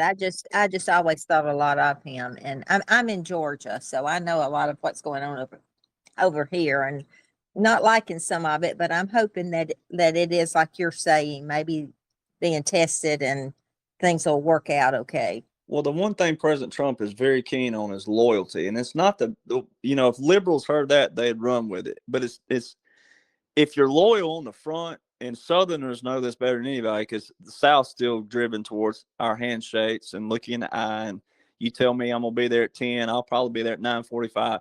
It's more driven towards that, and that's what President Trump is. He is a blue collar billionaire, as he's been titled by Mark Levine and others. He is loyal on the front, and when you're loyal on the front, then you got to be consistent where in the middle, right? Because the only way you can be loyal on the backside is to be consistent the whole way through. And, you know, from what I've gathered, and there's going to be a lot of people who are disappointed, right, with certain people when they find out. And he's already called out Paul Ryan. He's already called out a lot of people that people thought were good people, right? And they could be a good person per se, maybe, you know, that maybe they don't do you any harm or, you know, kick your dog when it walks by. But what were they doing on the backside monetarily, but fiscally with, you know, government money, right? So there's obviously categories when you get to that, but Sure. I mean, I personally, like I said, I know Jeff Sessions. He's not a harmful person. He's not a threatful person. He is very, very brilliant and knows the law like the back of his eyelids. But in that situation, at the Attorney General of the U.S., you know, it goes back to, that's why I tell people all the time, don't judge these people yet because you don't know who's playing the role. And even I don't know if certain ones is playing it because, again, if you did, it'd be like knowing the formula to Coca-Cola. You'd run with it, right? If you knew the full formula, you'd run with it more than likely. So these people out there who the average person judging people, what can happen is going to come back and show that, hey, he was a part of it, and it was a recusal on purpose, and it smoked out all these people around him. And that's why I tell people all the time, that's why you got to know President Trump and the laws and orders first, Right. and then wait, because he'll give them a nickname. If they ever get a nickname, you're done. That means you did something, and you got to pay the price publicly.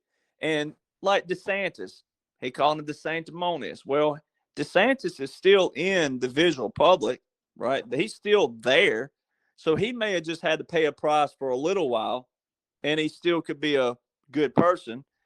It depends, because we're not out of that yet. But until these laws and orders are revoked and or terminated and or mission accomplished, that means we're still in it. And that means, like I tell people, quit worrying about who's good and bad, because you don't know that. Amen.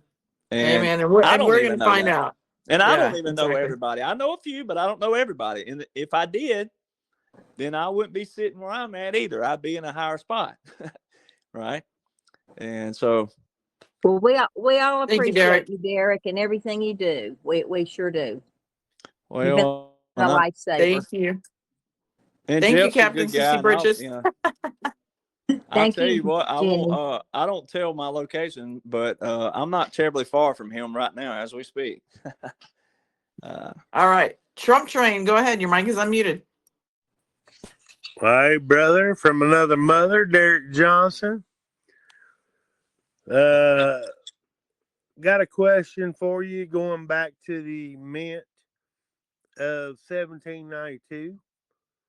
I think it's slash silver and gold. And also, what is this going back to civil law in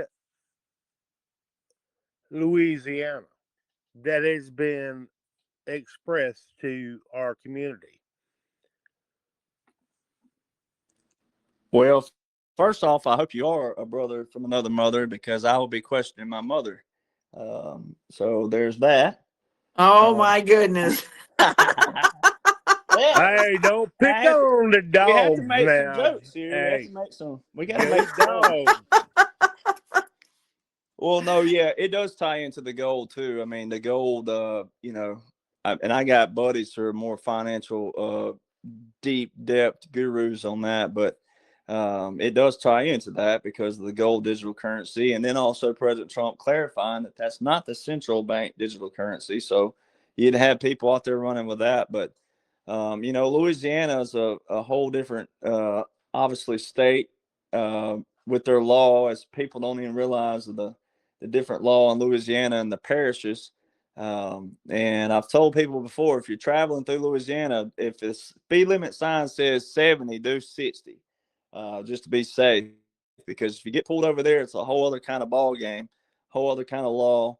And depending on how rude or nice you are to the law enforcement, that can get ugly quick in Louisiana. I had a relative that happened to him years ago, and it was a ugly, ugly thing. But common law is the biggest thing that people need to hang on with the U.S. And it's, when you think of law and you think of, if you really know where law went awry in the U.S. in the 1870s, the 1871 Organic Act, that's kind of funny you mentioned that, because a while ago I screenshot a liberal on X on Twitter. They made a comment about, they were talking about laws and stuff, and then they said, and they butcher everything, but they were talking about, let me see if I could pull it real quick and read it, because I had it right here. It says, if Trump wants a 51st state so bad, Washington, D.C. is begging for statehood. Well, see, there's a liberal, and I'm not going to read the rest of it because it'll give praise to it, but it's basically saying that Trump's a racist for not making D.C. and other people, Puerto Rico, a state. And it basically what it's saying. And I'm like, okay, you're actually answering everything that's going on and don't even realize it. Because the whole thing right there with says Washington, D.C. Well, Washington, D.C. this year was given electoral votes. for voting. All right. And so DC became a foreign territory in these organic acts, but 1878 more specifically. And in the 1870s is when your bar was established, these bar organizations in the US. So if you go to Google, that goes back to what we were talking about a while ago. If you go to Google and you Google bar, British Accreditation Registry, it'll pull up that way. And it'll tell you it's a conspiracy theory. And it's like, okay, well, why do lawyers to this day take a thing called the bar exam? What would bar stand for any other time outside of Thursday, Friday, Saturday nights with Irish folks? All right. And other drinkers in the U.S. What else would bar stand for? All right. So time back in to common law. When you think of law and you think of all the lawyers and all the judges across this land and the power they've been given, and again, I know lawyers. I don't know who else does in here, but I know some lawyers, and I know some good lawyers. I actually know some decent lawyers who are honest. It's hard to believe, but there's some out there who are honest and good. It's a tiny, tiny percentile because of the power they have. And when you think of that, I just brought this up on a podcast last week, I think it was, where the one attorney is a professor, and I can't remember what college it is. I have to go back and look at my notes, but there's a professor who's complaining, saying, we've been teaching law all these years, and now we got to change up the curriculum and everything.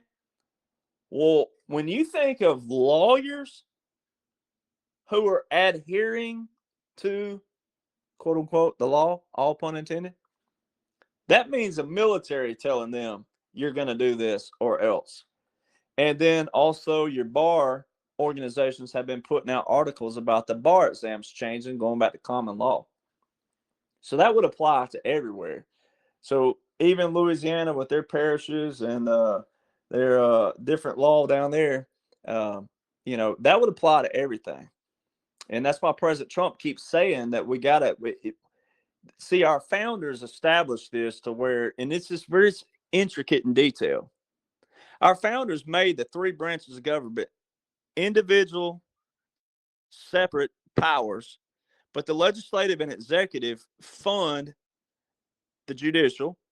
The president appoints the judges. So that little entity. Then you also take into consideration that back then, your Federalists and Anti-Federalists, the Anti-Federalists wanted more state. They wanted more state power. The Federalists wanted, obviously, more federal power. All right, but that argument back then, today, sounds a lot bigger than what it was back then. It wasn't. So when President Trump says, no, we want the states to have the power, we want the states to take care of natural disasters and hurricanes and this, that, states can respond quicker than the federal. That's exactly what he's talking about. And it's getting things back to that balance and that true checks and balances of government, which is also going to require law to be back to the common law, the common sense. And he said this over and over, that you can't just keep applying certain laws that don't or not or applicable. All right, making that old saying, a square fit and circle. So that common law is the most that in that Black's, matter of fact, my computer is sitting on my Black's Law Dictionary right now. But if you look at some of our laws, if you'll go down to the bottom of the page, you'll see in fine print a lot of times what's referenced in their Black's Law Dictionary. So it's always been there. It's just, it's exposed and seen. That's key. That's a great question in another manner, because it all opens a big can of worms. All right. It shows all these judicial, the branch and the judges. Well, let's go branch, the courts, the judges, the attorneys. It exposes all those through the years, and some are already dead and gone. They're not going to be punished for it, but it exposes all of that judicial system and how they've abused the law all these years. And that's what President Trump's also exposing. And so it's going to go back to common law, common sense. I don't mean you can go do stupid stuff, so there's that. But again, there's going to be a lot more common law applied. So example, like Casey Anthony. All right. No one else would have wanted that child dead but that mother. She went off and partied for a month. Everyone in America, if everyone in America had been on that jury, she'd have been guilty 100 times back because the evidence pointed to her, but they didn't have the DNA proof that she was there. Everything else showed that she killed that baby. So see, that's where the common sense and it would go back to, okay, this baby, we have a child dead. How did the child die? The nanny didn't exist that you lied about. You were partying with some dude all for a month, and your grandparents are grieving over here and have just about grieved themselves to death over their grandchild. Who else wanted your child dead, Casey? Right? So that would go into, like my dad used to say, if you look guilty, then what were you doing there in the first place? If you were with a party that got caught and I'm innocent. I'm like all the ones in jail. I was innocent. I don't know how that crack got in my wallet. I don't know how I watch cops all the time and it's never fails. I don't know how that got in my wallet. That ain't mine. Right? So common law, common sense. And President Trump talks about it. That's why he puts an emphasis on the drug the drug trafficking. Drug trafficking, not child and all the others, but drug trafficking, you're going to get the death penalty, right? Well, that right there will enforce all the others. That will make everybody who does anything worse than drug, that'll make them go, oh, they're going to put common sense to this and they're going to slap it on me. So see, that little thing is a big thing. And when you hear lawyers and judges, again, ladies and gentlemen, when you hear them complaining, that means a military is telling them, you're going to do this or else. Thank you, Derek. I got to take this last question because I'm over time here. Because, like I said, I'm moving everybody, so I apologize. But Kira Vance, your mic is unmuted. Go ahead and ask Derek your question. Hi, Derek. I'm your neighbor here in South Mississippi. I was just curious what you think about Mississippi doing away with the state tax. I didn't know y'all ever paid taxes over there. Yes, we do, federal and state. I'm messing with you. I have to tell my Mississippi joke. Do you know what the state flower of Mississippi is? Magnolia. It is not. Y'all are so wrong over there. Why? They put it on the flag. As far as I've known, it's always been the state flower. It's the satellite it? dish.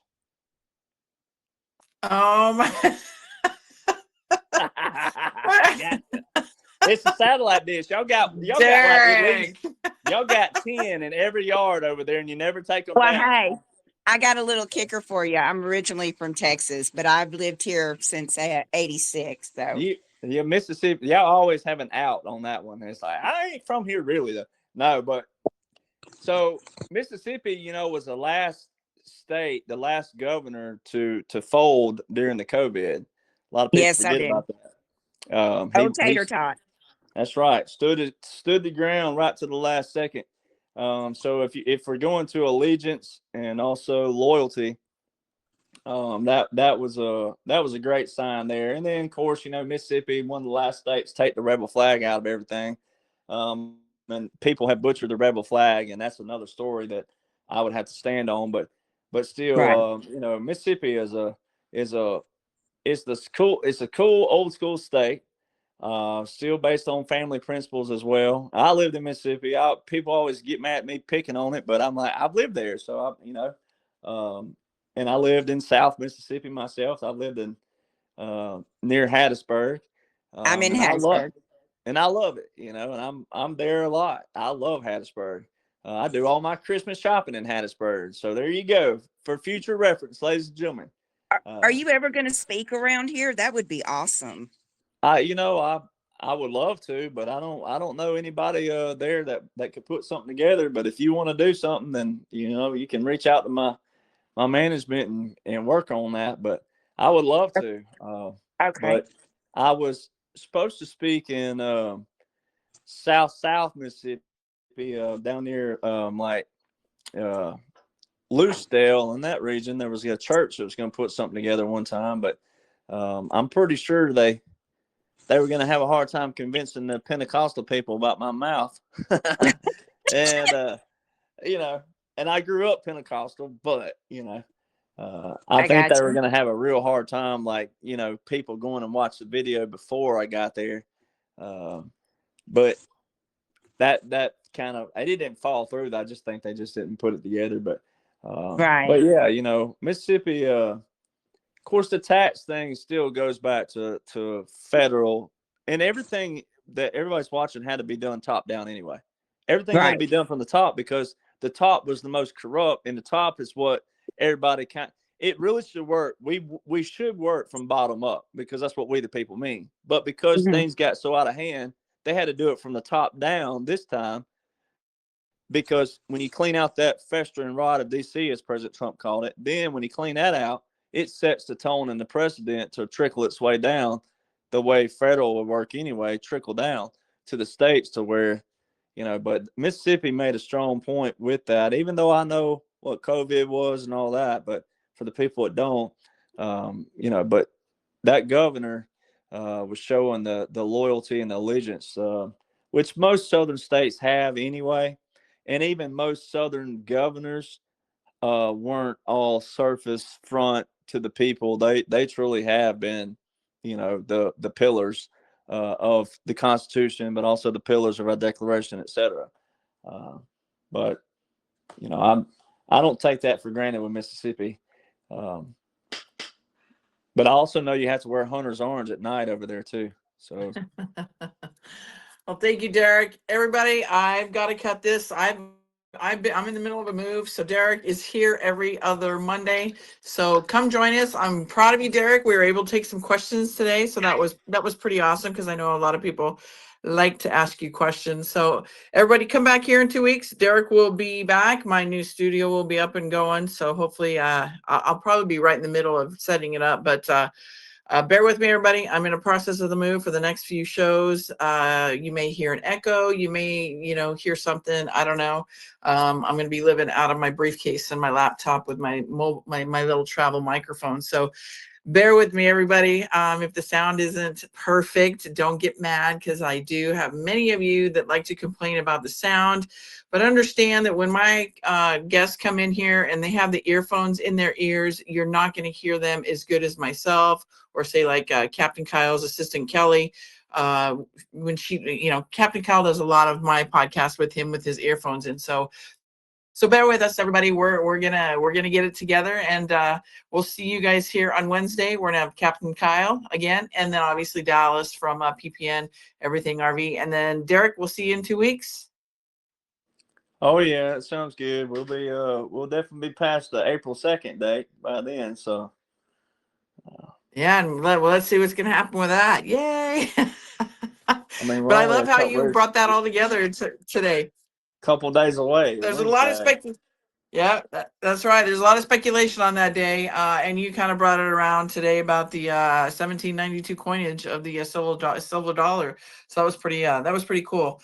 So with that, everybody, God bless you. We'll see you here on Wednesday. And again, Derek, God bless you. Thank you for doing everything you do. I'm so proud of you. You keep going, buddy, and keep getting that vindication, validation, whatever. Because at the end of the day, everybody, we all are getting vindicated, whether you want to believe it or not. It's happening in front of our eyes. So with that, everybody, have a great night. Thank you, Derek. God bless you all. Thank you. Sounds good.